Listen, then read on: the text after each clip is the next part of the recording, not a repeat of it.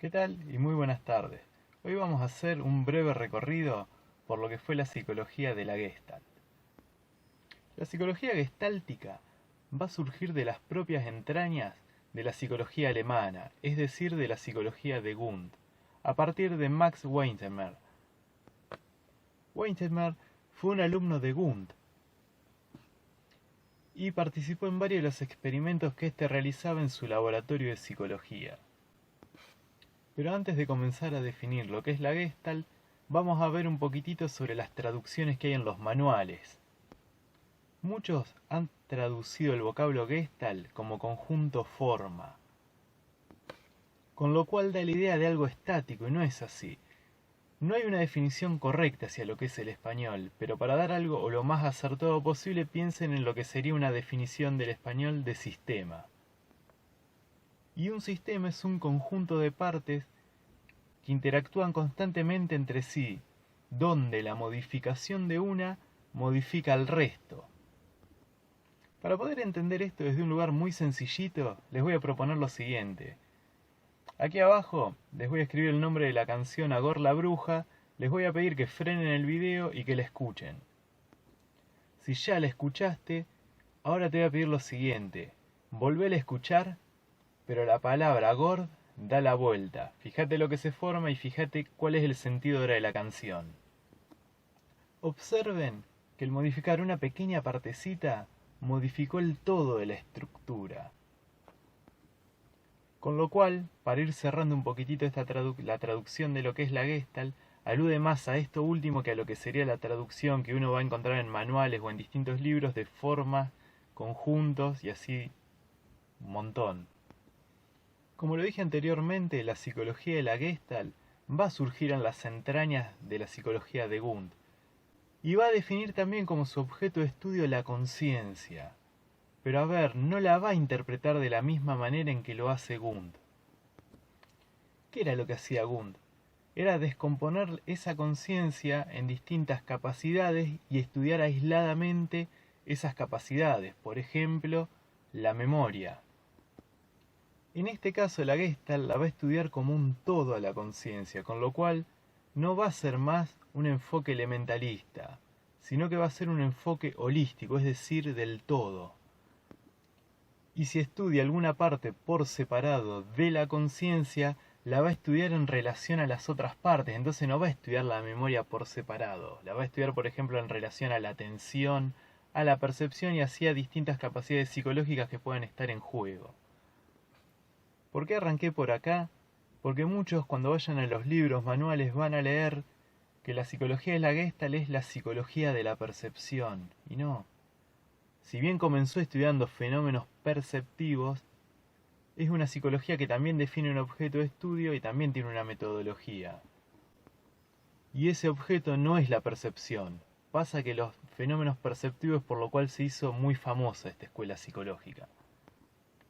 Ahora bien, para explicar los fenómenos perceptivos, va a recurrir al concepto de campo, es decir, va a ir a las ciencias físicas o ciencias naturales y va a traer este concepto para poder explicar cómo es que se estructura nuestra percepción o mismo también cómo funciona nuestra conciencia.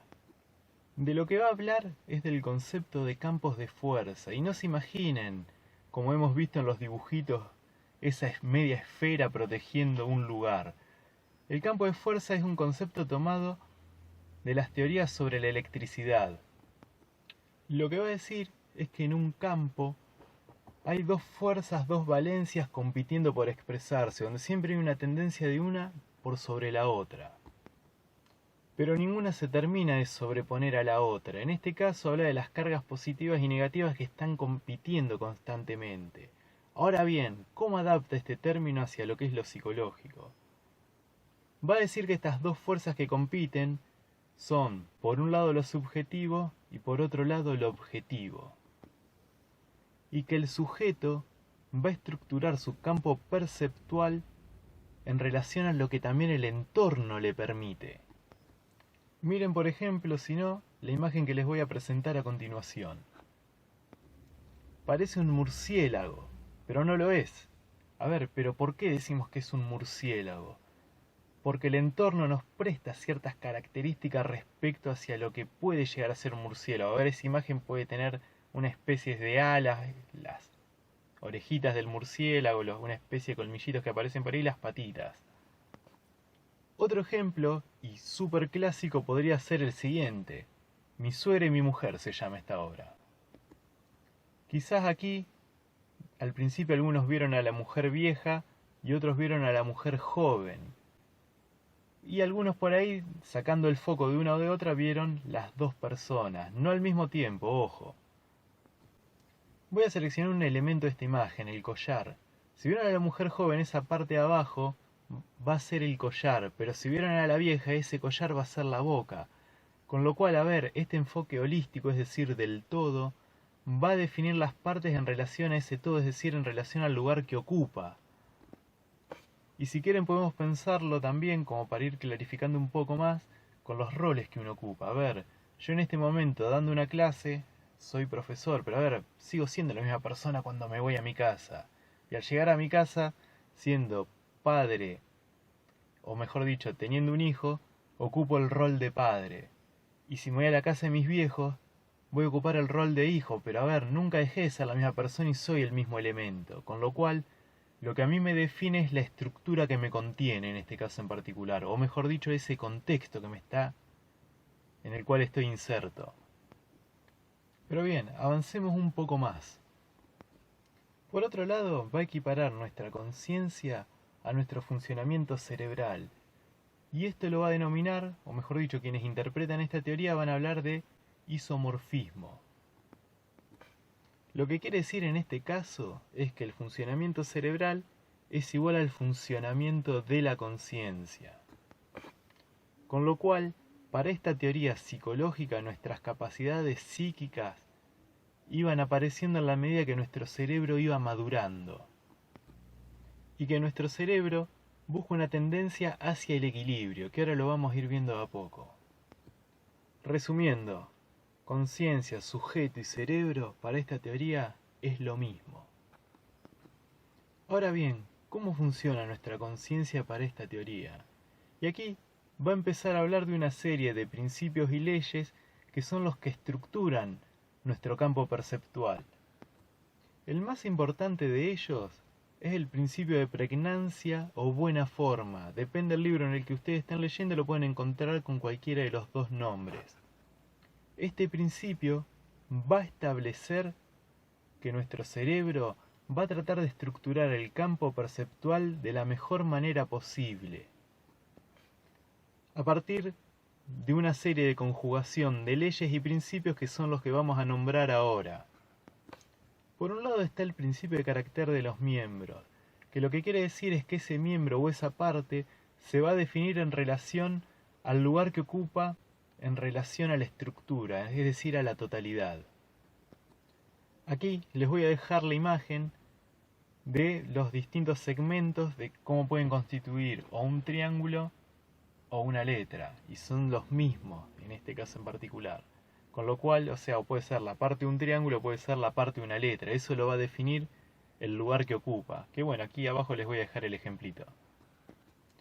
Por otro lado, voy a mencionar simplemente una serie de leyes que son las que se ponen en juego para estructurar nuestra percepción. Proximidad, buena curva, cierre y semejanza. Les voy a dejar las imágenes para que puedan verlas y les voy a explicar solamente una de ellas. La ley de cierre. Esta ley, como lo dice la palabra, tiende a darle un cierre, o mejor dicho, tiende a completar las figuras. Y aquí va el ejemplo, o sea, fíjense este círculo, aquí hay un círculo completo y aquí no. Pero nuestra tendencia es a ver un círculo, es decir, a completar esa figura. Estas leyes también tuvieron una función evolutiva. Y ahora vamos a ir con un ejemplito para que se pueda ir entendiendo.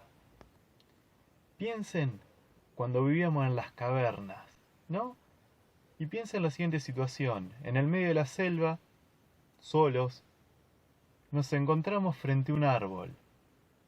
Y en ese árbol vemos la cola de un león. ¿Hace falta ir a mirar atrás de ese árbol para constatar que hay un león?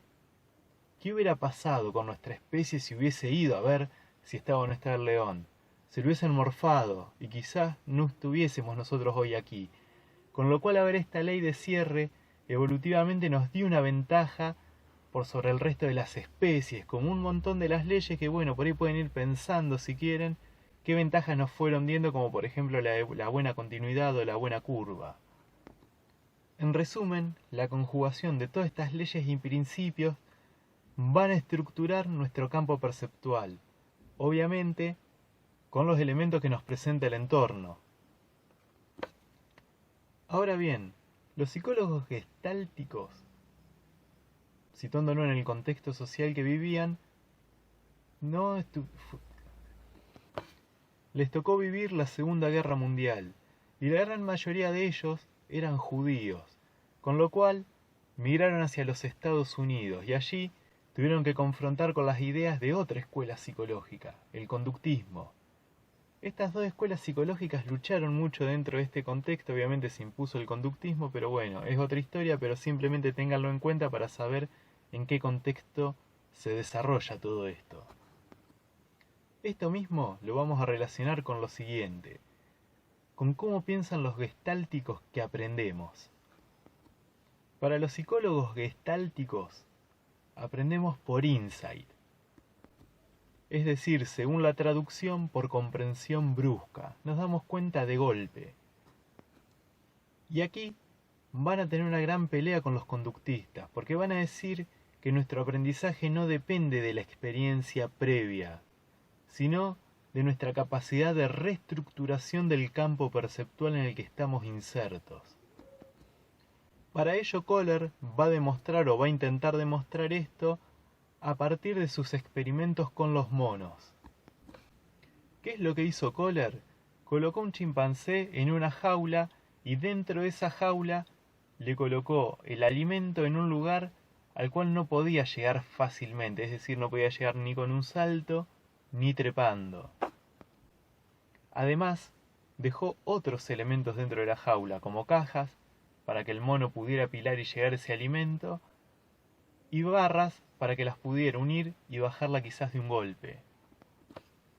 Kohler lo que va a observar es lo siguiente, que luego de fracasar el mono en el intento de conseguir su alimento, por así decirlo muy sencillamente, se va a sentar y va a analizar su entorno. Y lo que va a decir es que en ese análisis, bruscamente o repentinamente, se da cuenta que uniendo las barras puede bajar esa banana, o que apilando las cajas las puede bajar. Con lo cual, según él, este aprendizaje no depende de las experiencias previas o de los fracasos que haya tenido anteriormente, sino de cómo puede armar esta cuestión, o cómo puede, mejor dicho, reestructurar su contexto para llegar a ese lugar. Y aquí se dispara su gran pelea con los conductistas, ya que esto es lo que van a decir es que el mono aprendió por ensayo y error, es decir, probando y equivocándose. Pero aquí no hay una cuestión donde todo el tiempo el mono está probando a ver dónde se equivoca para luego perfeccionar. Es como dice Kohler, el mono se detiene, analiza la situación y baja la banana, si quieren verlo así. Está bien, por ahí alguno lo podrá contradecir diciendo que quizás en su mente está ensayando y equivocándose. Pero bueno, estos son los postulados de Kohler. En resumen, lo de Kohler es un tipo de aprendizaje que es el que nosotros en nuestra vida cotidiana es el que mencionamos con el famoso "se me prendió la lamparita". Y según Kohler, este "se me prendió la lamparita" no precisa la experiencia previa, simplemente descubrir un detalle que nos ayude a solucionar el problema. Y aquí es donde se juega la creatividad de cada uno, con lo cual el insight tiene más que ver, también tiene que ver con la creatividad del sujeto según la teoría. Bien, esto fue brevemente la psicología gestáltica. Espero que les sirvan y cualquier cosa ya saben, me escriben, me mandan un mail, no hay problema, o sea, voy contestando las dudas. Así que bueno, hasta la próxima.